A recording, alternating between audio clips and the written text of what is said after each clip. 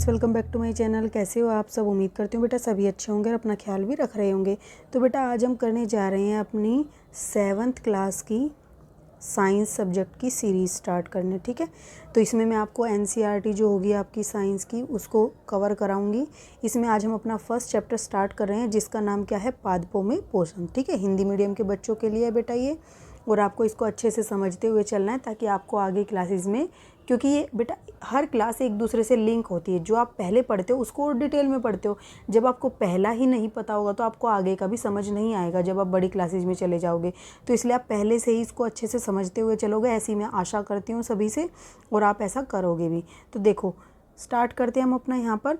तो कक्षा 6 में आप पढ़ चुके हैं कि सभी जीवों के लिए भोजन आवश्यक है।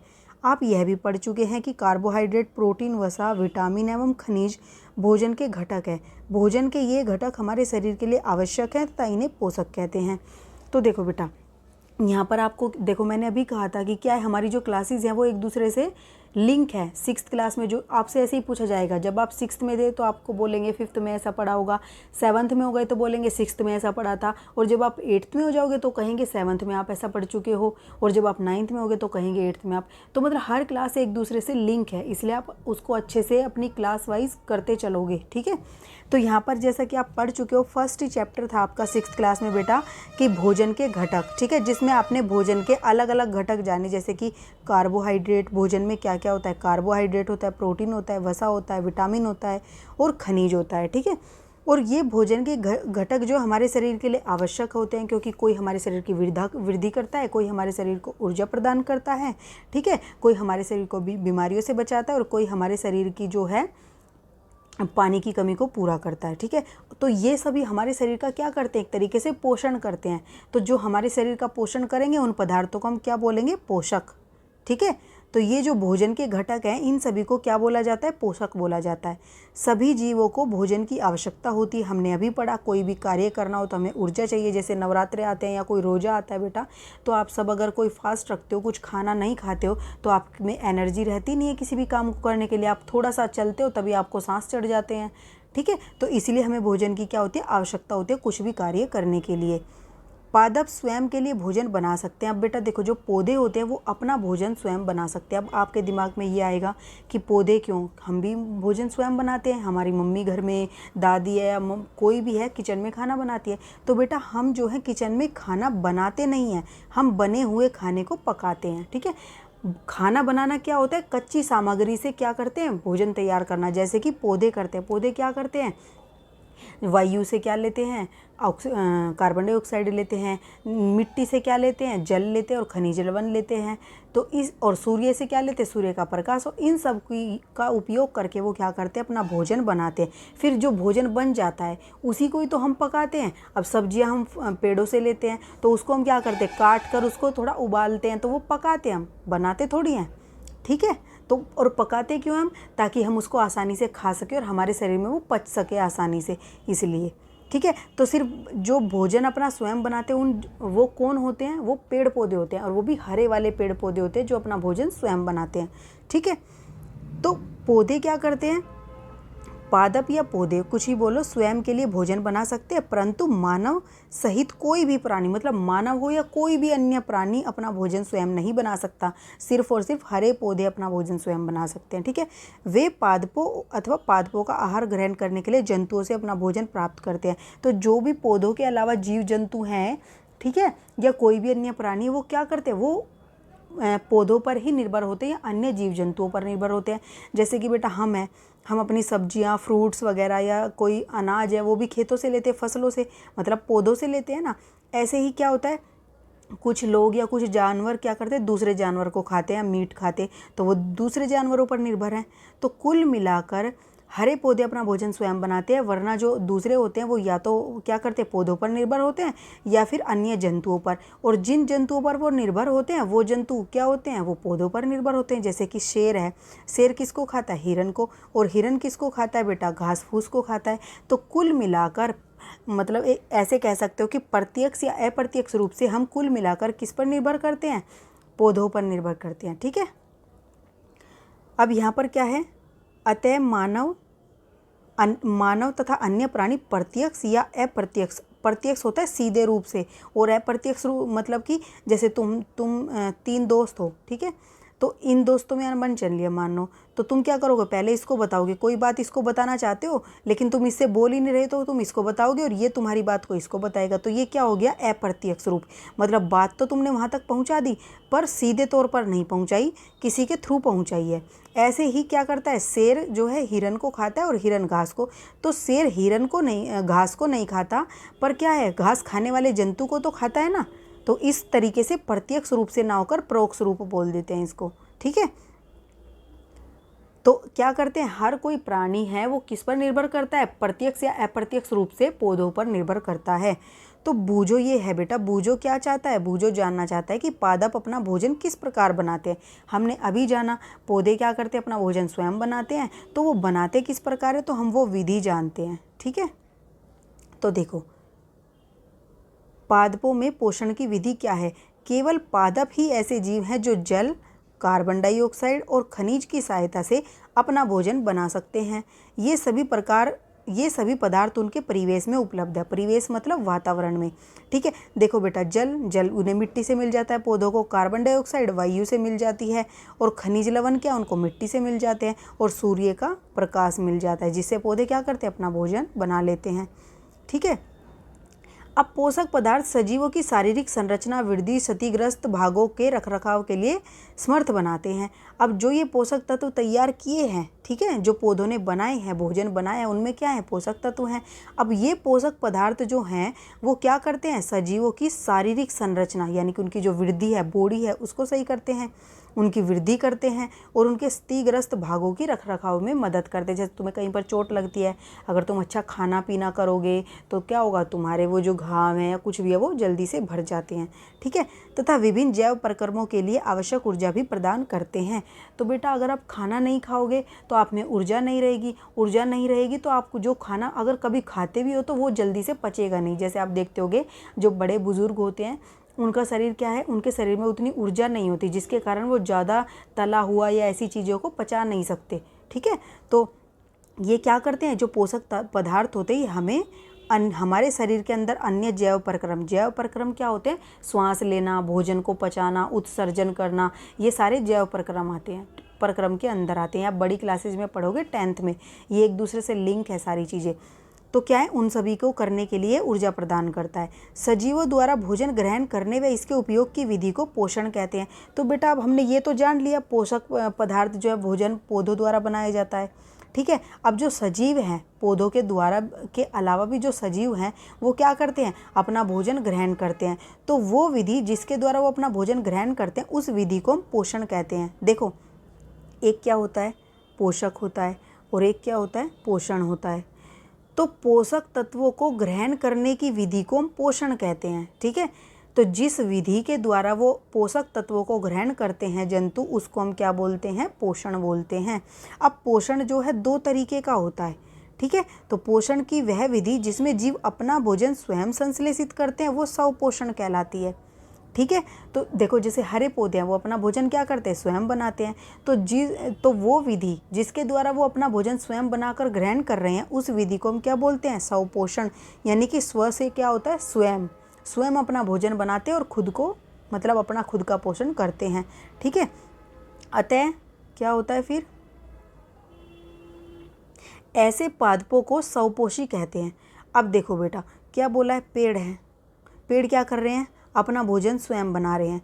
तो जिस विधि के जो विधि, ठीक है, जिसके द्वारा वो अपना भोजन स्वयं बना रहे हैं और ग्रहण कर रहे हैं उसको हम क्या बोलते हैं, स्वपोषण, ठीक है। और इन पौधों को, ये ऐसे जीव हैं जो अपना भोजन स्वयं बना रहे हैं, जिस विधि द्वारा बना रहे हैं वो तो ये हो गई, ठीक है। मतलब कि जिस विधि के द्वारा बनाकर वो ग्रहण कर रहे हैं वो ये हो गई। और इन जीवों को जो इस विधि द्वारा अपना भोजन ले रहे हैं उनको हम स्वपोषी बोलते हैं। यानी कि ऐसे जीव जो क्या करते हैं, अपना भोजन स्वयं बनाते हैं तो उनको क्या बोलते हैं, स्वपोषी। और ऐसी विधि जिसके द्वारा वो अपना भोजन स्वयं लेते हैं वो स्वपोषण कहलाती है, ठीक है। अब उसके अलावा कन्फ्यूज नहीं होना इन दोनों चीज़ों में। देखो स्वपोषी मतलब किसी जीव की बात कर रहे हैं, पोषण मतलब किसी विधि की बात कर रहे हैं जिसके द्वारा ये स्वपोषी अपना भोजन ग्रहण करते हैं, ठीक है, वो स्वपोषण विधि कहलाती है।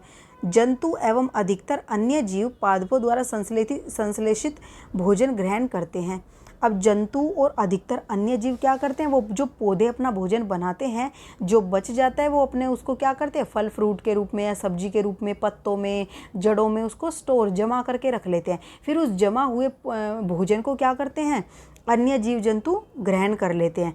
तो जो वो ग्रहण करने की विधि है उसको हम क्या बोलते हैं, विषम पोषण विधि। और उस जीव को जो ये इस विधि द्वारा ग्रहण करता है उसको विषम पोषी बोलते हैं। देखो कन्फ्यूज नहीं होना, मैं दोबारा बताती हूँ।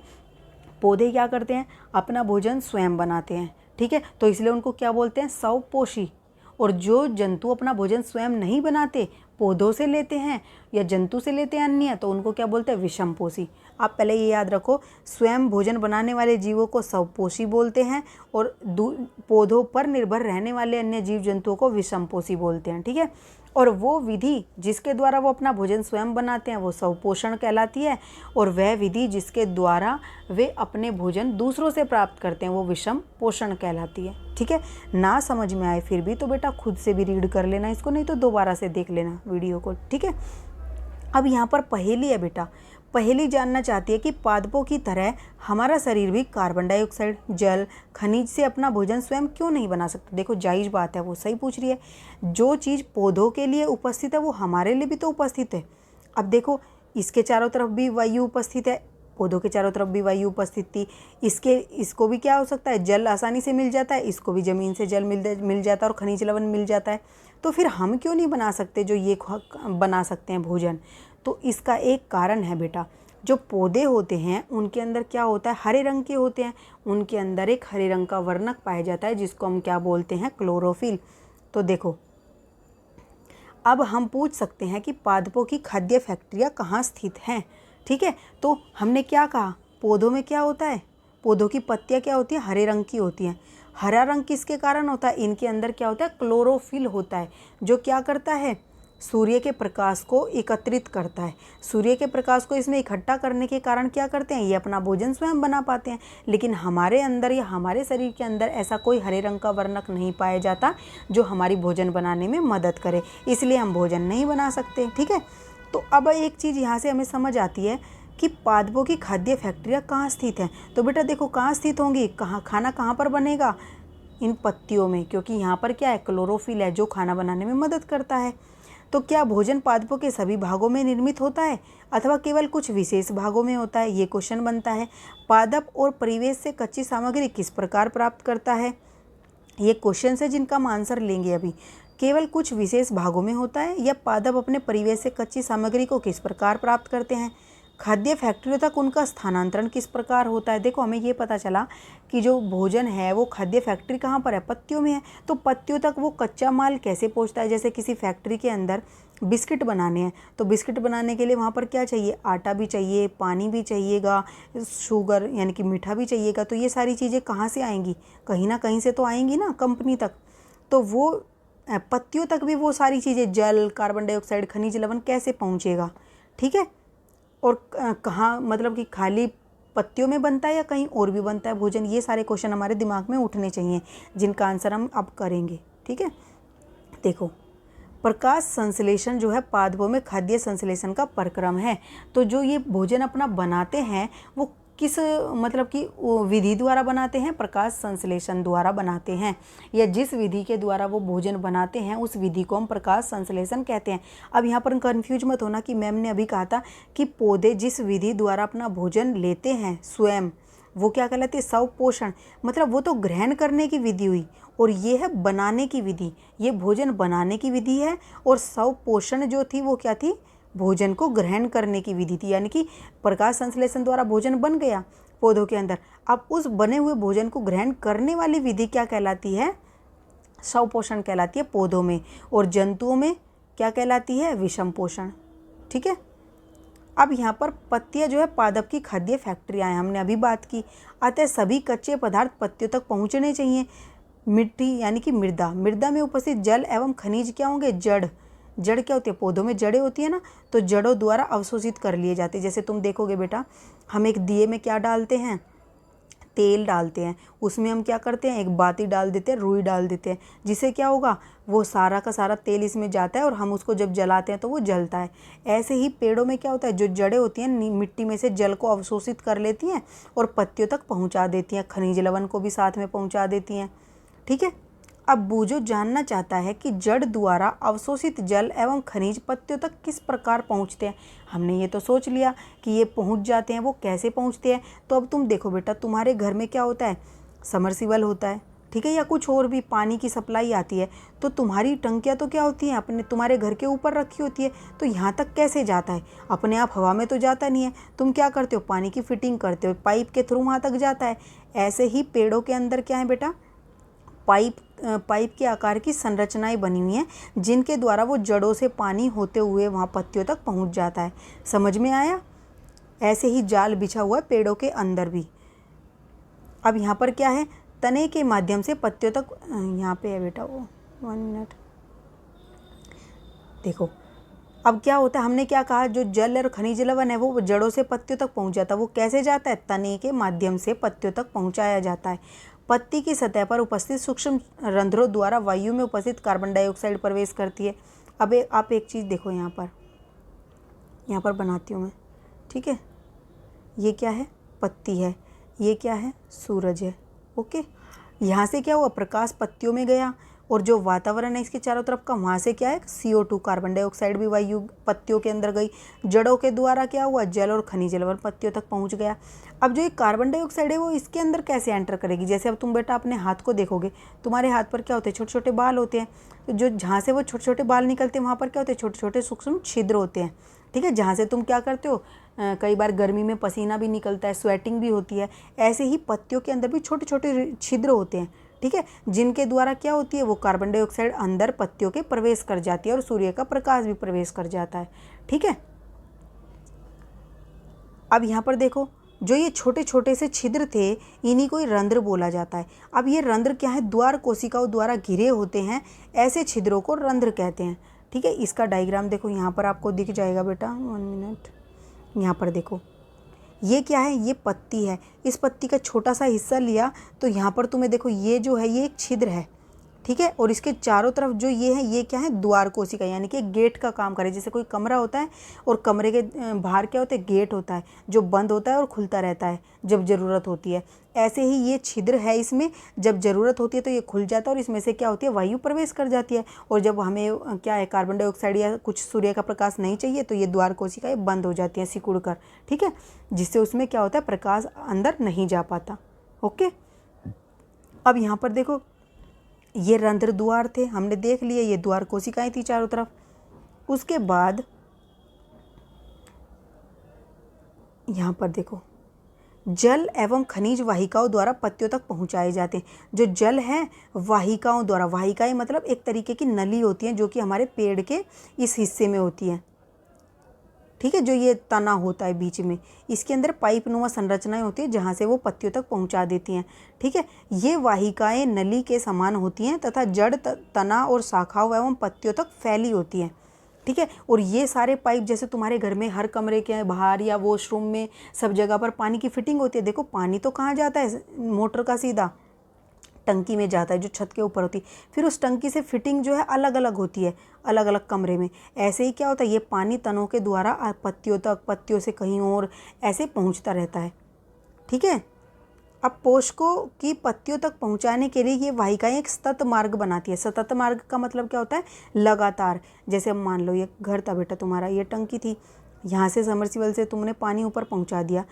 ये क्या है, लगातार जा रहा है। अगर मान लो ये पाइप बीच में से टूट जाए तो क्या पानी ऊपर जा पाएगा, नहीं जा पाएगा। तो ये क्या है, लगातार पाइप होना चाहिए, कहीं से टूटा हुआ नहीं होना चाहिए, तभी पानी ऊपर जा पाएगा। ठीक है, नहीं तो वो बीच में से कहीं गिर पड़ेगा।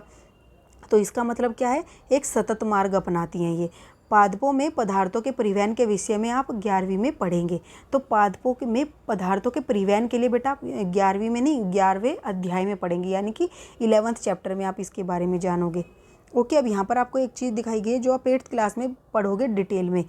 ये क्या है, पत्ते कोशिकाएं होती हैं, ठीक है। और हर कोशिका के अंदर क्या होता है, केंद्रक होता है, और बीच का जो ये भाग होता है तरल पदार्थ, इसको हम कोशिका द्रव्य बोलते हैं। और जो ये बाहर की ये परत आवरण होता है, इसको हम कोशिका झिल्ली बोलते हैं। जो भी सजीव होते हैं बेटा क्या होते हैं, कोशिका के बने होते हैं। जैसे एक भवन है, भवन का निर्माण किससे होता है, ईंटों से होता है ना, कि छोटी छोटी ईंटें मिलकर क्या बनती है, दीवार का निर्माण करती हैं।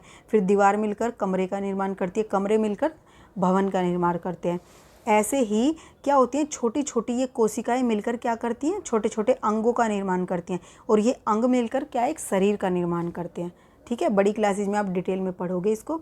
आपने देखा कि इमारतें ईंटों से बनती हैं, इसी प्रकार सजीवों का शरीर जो है सूक्ष्म छोटी छोटी इकाइयों से बनता है, जो कि कोशिका कहलाती है।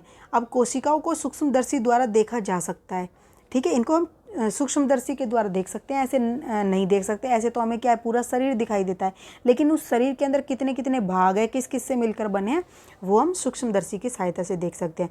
कुछ जीव मात्र एक कोशिका के बने होते हैं। अब देखो कुछ तो क्या है, सिर्फ एक इतनी सी कोशिका के बने होते हैं, और कुछ ऐसी बहुत सारी कोशिकाओं के मिलने से बने होते हैं। कोशिका की एक पतली बाह्य संरचना द्वारा घिरी होती है, जिसे हम कोशिका झिल्ली कहते हैं। इसमें केंद्र में स्थित एक स्पष्ट संरचना भी होती है, जो केंद्रक कहलाती है। अब देखो इसमें एक संरचना होती है बीच में, जिसे हम केंद्रक कहते हैं, ठीक है। और केंद्रक के चारों ओर क्या एक जेली के आकार का तरल पदार्थ होता है, जिसको हम क्या कहते हैं, कोशिका द्रव्य कहते हैं। बस आप इतना जान लो कि कोशिका क्या होती है, कोशिका के अंग कौन कौन से होते हैं, ठीक है। उसके बाद देखो बेटा यहाँ पर क्या है, पहेली जानना चाहती है कि पत्तियों में ऐसी क्या विशेषता है कि वे खाद्य पदार्थों का संश्लेषण कर सकती हैं, परंतु पादप के दूसरे भाग नहीं कर सकते। अब देखो हमने क्या कहा था, जो भोजन बनता है वो पौधों में कहाँ बनता है, वो पौधों की पत्तियों में बनता है, और उसी को हम उसको खाद्य फैक्ट्री कहते हैं, ठीक है। क्यों, क्योंकि उसके अंदर क्या होता है बेटा, पत्तियों में एक हरे रंग का वर्णक पाया जाता है, जो कि क्या है, क्लोरोफिल, ठीक है, जो उसको हरा रंग प्रदान करता है। और ये क्लोरोफिल क्या करता है, सूर्य के प्रकाश को की ऊर्जा को इकट्ठा करता है, संग्रहण मतलब इकट्ठा करके पत्तियों में रखता है, जो क्या करता है, उसका उपयोग वो क्या करते हैं, जल कार्बन डाइऑक्साइड से अपना भोजन बनाने में मदद करते हैं, ठीक है। क्योंकि खाद्य संश्लेषण सूर्य के प्रकाश की उपस्थिति में होता है, इसलिए इसे क्या कहते हैं, प्रकाश संश्लेषण, ठीक है। संश्लेषण मतलब क्या होता है, बनाना कोई चीज़। तो यहाँ पर क्या हो रहा है, भोजन बन रहा है, किसकी सहायता से बन रहा है, प्रकाश की। तो इस प्रोसेस को हमने क्या कह दिया, इस विधि को क्या कह दिया, प्रकाश संश्लेषण, यानी कि प्रकाश की उपस्थिति में भोजन का संश्लेषण प्रकाश संश्लेषण कहलाता है, ठीक है। हमने देखा कि क्लोरोफिल सूर्य का प्रकाश और कार्बन डाइऑक्साइड, ठीक है, जल प्रकाश संश्लेषण के लिए आवश्यक है। अब देखो तुमसे यहाँ पूछे कि प्रकाश संश्लेषण के लिए क्या क्या जरूरी है, यानी कि भोजन बनाने के लिए क्या क्या जरूरी है, प्रकाश जरूरी है, एक तो जल जरूरी है, कार्बन डाइऑक्साइड, देखो कार्बन डाइऑक्साइड जरूरी है, जल जरूरी है, प्रकाश जरूरी है, ठीक है। और क्लोरोफिल का होना जरूरी है पौधों के अंदर, नहीं तो बना नहीं पाएंगे, ठीक है। ये चार चीज़ें होना जरूरी हैं, तब हम क्या कर सकते हैं, अपना पौधे क्या कर सकते हैं, अपना भोजन बना सकते हैं। तो अब यहाँ पर एक चीज़ देखो, इस पृथ्वी पर यह एक अद्वितीय प्रक्रम है, जो ये प्रकाश संश्लेषण की एक विधि है बेटा, या प्रक्रम है, ये क्या एक अद्वितीय है, मतलब कि आश्चर्यजनक एक तरीके से कह सकते हो, एक प्रोसेस है या प्रक्रम है आश्चर्यजनक करने वाला, कि अगर ये नहीं होता तो पृथ्वी पर भोजन नहीं बनता, भोजन नहीं बनता तो ना पौधे रहते और ना ही अन्य जीव जंतु रह पाते। पत्तियों द्वारा सूर्य की ऊर्जा को इकट्ठा किया जाता है, तथा पौधे क्या करते हैं, खाद्य के रूप में उसको संचित कर देते हैं, मतलब कि जो सूर्य की ऊर्जा थी उसको वो क्या है, भोजन में बदल देते हैं, ठीक है। तो अतः सभी जीवों के लिए क्या है, सूर्य ऊर्जा चरम स्रोत है, यानी कि सूर्य नहीं होगा तो सूर्य के बिना भोजन नहीं बन पाएगा, और भोजन नहीं बन पाएगा तो ना ही पेड़ बचेंगे और ना ही क्या है, अन्य जीव जंतु बच पाएंगे। भोजन नहीं मिलेगा तो मर जाएंगे धीरे धीरे। क्या आप कल्पना कर सकेंगे, प्रकाश संश्लेषण नहीं होगा तो क्या होगा, प्रकाश संश्लेषण नहीं होगा बेटा तो क्या होगा, भोजन नहीं बनेगा, भोजन नहीं बनेगा तो ना ही पेड़ बचेंगे और ना ही अन्य जीव जंतु बचेंगे, ठीक है। उसके बाद प्रकाश संश्लेषण न होने की स्थिति में खाद्य उपलब्ध नहीं होगा, खाद्य मतलब खाने की चीज़ें। सभी जीवों का अस्तित्व क्या होगा, प्रत्यक्ष और अप्रत्यक्ष रूप से क्या है, पौधों पर ही निर्भर है, हमने देखा था। इसके अतिरिक्त सभी जीवों के लिए परम आवश्यक ऑक्सीजन भी प्रकाश संश्लेषण के दौरान निर्मित होती है। अब देखो एक और बात, हम जीवित हैं तो जीवित कैसे हैं, क्योंकि हम श्वास ले रहे हैं, श्वास में हम क्या कर रहे हैं, ऑक्सीजन को अपने शरीर में ले रहे हैं। तो ऑक्सीजन जब हमारे शरीर में नहीं जा पाएगी तो हम क्या होंगे, हमारी मृत्यु हो जाएगी। क्यों, क्योंकि पौधे ही नहीं रहेंगे, अगर भोजन नहीं बनेगा, पौधे नहीं रहेंगे, और पौधे नहीं रहेंगे तो ऑक्सीजन निर्मित नहीं होगी, ऑक्सीजन नहीं बनेगी तो बाकी जीव जंतु भी नहीं बचेंगे। ठीक है, तो प्रकाश संश्लेषण की अनुपस्थिति में पृथ्वी पर जीवन की कल्पना भी नहीं की जा सकती। ठीक है, प्रकाश संश्लेषण के दौरान पत्तियों की क्लोरोफिल युक्त कोशिकाएं सूर्य के प्रकाश की उपस्थिति में क्या करती हैं? कार्बन डाइऑक्साइड जल से कार्बोहाइड्रेट का संश्लेषण करती हैं। तो हमने क्या कहा? कार्बन डाइऑक्साइड जल प्रकाश की उपस्थिति में, ठीक है, क्या करती है? वो क्या बनाती हैं? कार्बोहाइड्रेट, जिसको हम भोजन कह रहे हैं ना, वो भोजन किस रूप में होता है? कार्बोहाइड्रेट के रूप में होता है। और प्लस में क्या बनाती है? ऑक्सीजन बनाती है, जिसका हम श्वास के द्वारा अंदर लेते हैं, ग्रहण करते हैं। ठीक है, तो इस प्रक्रम को हम इस समीकरण द्वारा भी दर्शा सकते हैं, जो कि हमें नीचे दिखाया गया है। देखो कैसे दर्शाएंगे? कार्बन डाइऑक्साइड प्लस जल, ठीक है, कब? सूर्य के प्रकाश की उपस्थिति में क्या बनाते हैं? कार्बोहाइड्रेट और ऑक्सीजन बनाते हैं। ठीक है, देखो यहाँ पर ध्यान देना, CO2 को तो ग्रहण कर रहे हैं, जिसको हम श्वास के द्वारा क्या करते हैं? छोड़ते हैं बाहर, और ऑक्सीजन को लेते हैं। तो पौधे क्या करते हैं? एक बात समझो, पौधे क्या कर रहे हैं बेटा? कार्बन डाइऑक्साइड ले रहे हैं, और मनुष्य क्या कर रहा है? कार्बन डाइऑक्साइड को छोड़ रहा है। ठीक है, और क्या ले रहा है? ऑक्सीजन को ले रहा है, और ये क्या करता है? ऑक्सीजन को छोड़ता है। तो पौधे क्या कर रहे हैं कुल मिलाकर? इसलिए हमें पेड़ पौधे ज़्यादा लगाने चाहिए, क्योंकि ये क्या करते हैं? ऑक्सीजन को उत्पन्न करते हैं, जो कि हमारे लिए ज़रूरी है। ठीक है, और हम क्या करते हैं? कार्बन डाइऑक्साइड छोड़ते हैं, जो कि पौधों के लिए ज़रूरी है। ठीक है, भोजन बनाने की प्रक्रिया के लिए। और एक बात और याद रखना, सभी जीवों को जीने के लिए ऑक्सीजन की आवश्यकता होती है, ऐसे ही पौधों को भी ऑक्सीजन की आवश्यकता होती है। अब ये मत कहना पौधे जीवित इसलिए रहते हैं क्योंकि कार्बन डाइऑक्साइड लेते हैं, नहीं। पौधे तो कार्बन डाइऑक्साइड का प्रयोग तो सिर्फ भोजन बनाने के लिए करते हैं, लेकिन जीवित रहने के लिए, श्वास लेने के लिए वो भी ऑक्सीजन का ही प्रयोग करते हैं। ठीक है, इस प्रक्रम में ऑक्सीजन निर्मुक्त होती है, कार्बोहाइड्रेट अंततः पत्तियों में स्टार्च के रूप में संचित हो जाता है, और जो ये कार्बोहाइड्रेट बनी है वो इकट्ठा हो जाती है किसके रूप में? स्टार्च के रूप में। ठीक है, अब ये हमने देखा, ये ग्रीन ग्रीन कलर के जो धब्बे दिख रहे हैं तुम्हें, ये क्या है? क्लोरोफिल है, जो इसको हरा रंग प्रदान करते हैं। अब यहाँ पर क्या है बेटा? यहाँ पर आपको ये दिखाया गया है कि कैसे बन रहा है। ये देखो पूरी प्रोसेस है प्रकाश संश्लेषण की। पौधे क्या कर रहे हैं? ज़मीन से जल और खनिज लवण को ले रहे हैं, और पत्तियों में हरा रंग है क्लोरोफिल के कारण, और सूर्य से सौर ऊर्जा जा रही है, और कार्बन डाइऑक्साइड क्या है? वातावरण से जा रही है। और पौधे क्या कर रहे हैं? ऑक्सीजन को छोड़ रहे हैं वातावरण के अंदर। ठीक है, और भोजन यहीं पर इनका इकट्ठा हो जाता है, जमा हो जाता है पौधों में ही स्टार्च के रूप में। ओके, अब यहाँ पर आपको एक क्रियाकलाप करके दिखाया गया है कि आप कैसे पता लगा सकते हैं। 2 गमले लोगे, एक को अंधकार में रख दोगे काले बॉक्स में 72 घंटों के लिए, और दूसरे को सूर्य के प्रकाश में रखोगे। ठीक है, आपने अपनी कक्षा 6 में भी ये परीक्षण करके देखा होगा, पत्तियों में आयोडीन का परीक्षण। ठीक है, उससे अवलोकन के नोट कीजिए। मतलब कि आयोडीन का परीक्षण क्यों किया जाता है? आयोडीन से हम ये पता लगा सकते हैं, आयोडीन अगर हम किसी पत्ती पर डालेंगे और उसका कलर कैसा हो जाता है? गहरा नीला हो जाता है, तो हम क्या कहेंगे? उसके अंदर क्या है? कार्बोहाइड्रेट है।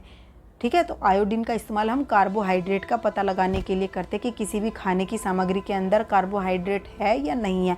और कार्बोहाइड्रेट क्या है बेटा? एक ऐसा पदार्थ है, भोजन का ऐसा घटक है जो हमें ऊर्जा देता है। ठीक है, अब उस गमले को जिस प्रकार अंधकार में रखा था 3-4 दिनों के लिए सूर्य के प्रकाश में रख दीजिए, तथा पुनः इसकी पत्ती पर आयोडीन का परीक्षण कीजिए। तो आप नोटबुक में लिखिए, जब आपने उसको अंधेरे कमरे में रखा था और फिर उस पर आयोडीन की बूंदें डाली थी, तो उसका रंग में कोई परिवर्तन नहीं हुआ था। लेकिन जब तुमने उसको प्रकाश में रखा और फिर उस पर आयोडीन की बूंदें डाली, तो उसके रंग में परिवर्तन होगा। इससे हमें पता चलता है कि सूर्य के प्रकाश में ही पौधे क्या करते हैं? अपना भोजन बनाते हैं, अंधकार में वो नहीं बनाते। ठीक है, हरी पत्तियों के अतिरिक्त अन्य वर्ण रंग की पत्तियों में भी क्लोरोफिल होता है, परंतु इन पत्तियों में उपस्थित लाल, भूरे तथा अन्य वर्णक क्लोरोफिल के हरे रंग का प्रच्छादन कर देते हैं।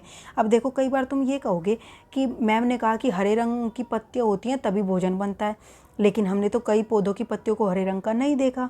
तो उसमें क्या होता है? जिन पत्तियों का रंग हरा नहीं होता, उसके ऊपर अलग अलग रंग का तुम्हें दिखाई देते हैं वर्णक, तो वो क्या करते हैं? उस हरे रंग को ढक देते हैं। ठीक है, जो अलग रंग होता है उसके नीचे ही क्लोरोफिल भी होता है, जब भी वो अपना भोजन बना पाते हैं।